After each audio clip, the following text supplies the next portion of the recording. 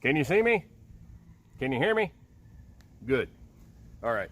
Hey folks, welcome back. Bear with any background racket that you might hear. The wind's blowing, so it's messing with the microphone, as well as we've got some chickens running around making racket and everything. Hopefully you can see that right there. That's my lawn sweeper. We've got well over 100 oak trees here on this property. The leaves are starting to come down. It's that time of year, and this leaf sweeper has seen better days. Now, I thought about replacing it, but realistically they're about 500 bucks, and I just don't want to spend the money on it right now. So I sit down and I thought about it, and I decided that I was going to try to fix this one. So hang tight and I'll show you how I'm planning to do it, and we'll see if it works. All right, so structurally this machine works fine. The rake is in good shape, the wheels are in good shape, the metal frame is in good shape. The issue comes from this nylon fabric that it's made out of is just weather beaten and deteriorated, as well as the piece of plastic that skirts the bottom of it that slides along the ground is just broken and brittle and worn out. So last year I pieced it together with zip ties and chewing gum to try to get a little extra life out of it, but it just really isn't in very good shape now. So what I'm going to do is, for you Pinterest ladies out there, this is all the rage, I'm going to repurpose this old trampoline deck. It's the nylon bit off the bottom of a trampoline that broke.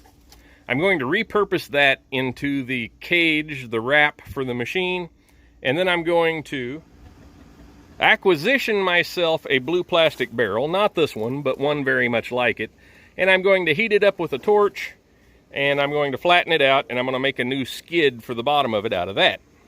But first, let's get started with the disassembly of the body of the unit.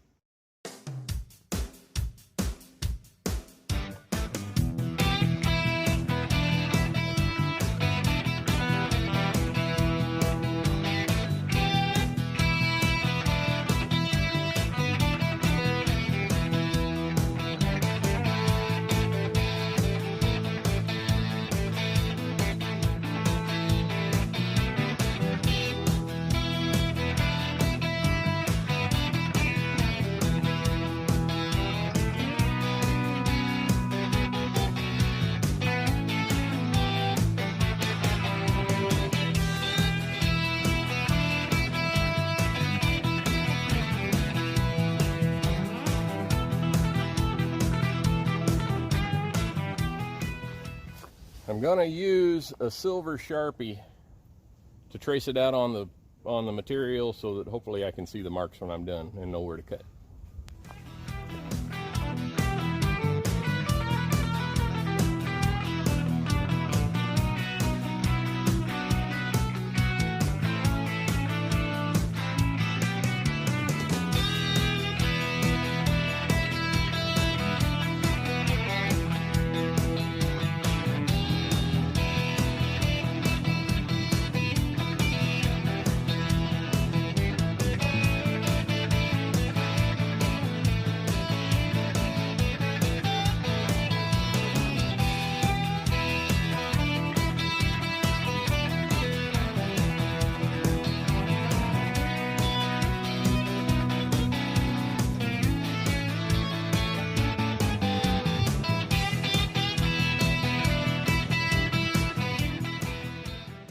All right, so I got the frame of this thing put back together like it goes, and all of the joints where the pieces connect together are held together with gaff tape because they don't stay together real well without the body of the fabric holding everything together.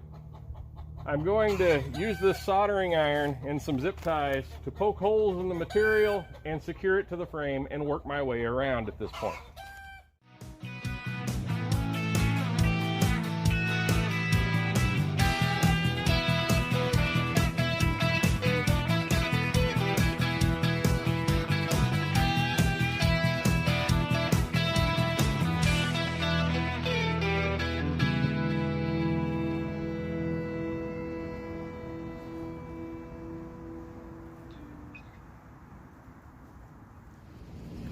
All right, so that was kind of a slow go, but here you can see that we've got the fabric stretched and firmly secured all the way around the frame. Now, we'll take a barrel and we'll try to make a new bottom for it, which might not be perfect, but will probably be better than that wore out piece of plastic over there.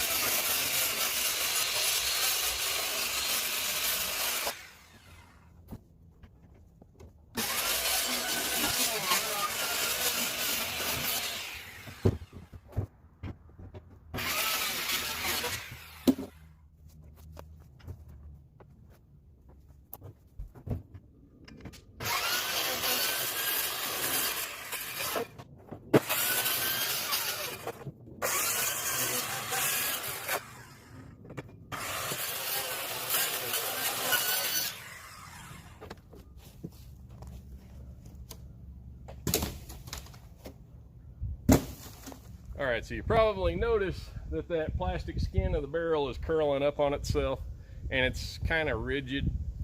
So I'm gonna see if heating it up a little bit and putting some weight on it will help to flatten it out. Probably not a completely necessary step, probably something you could avoid.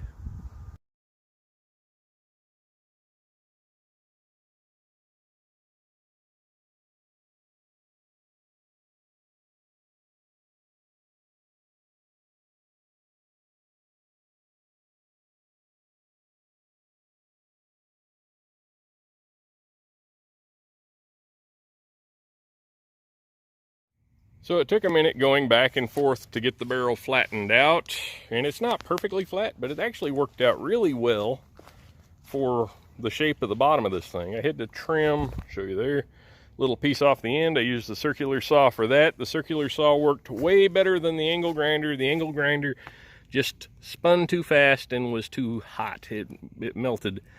So you can see here, I've got this laid over the edge, and I'm just gonna melt some holes in it with my soldering iron and zip tie it through the same holes as the fabric to secure it down.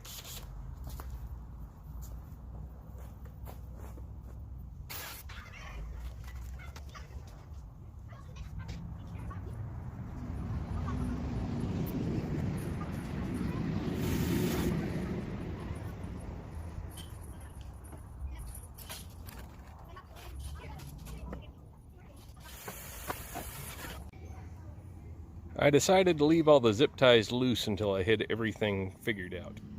All right, so now I have the entire bottom sewn on, and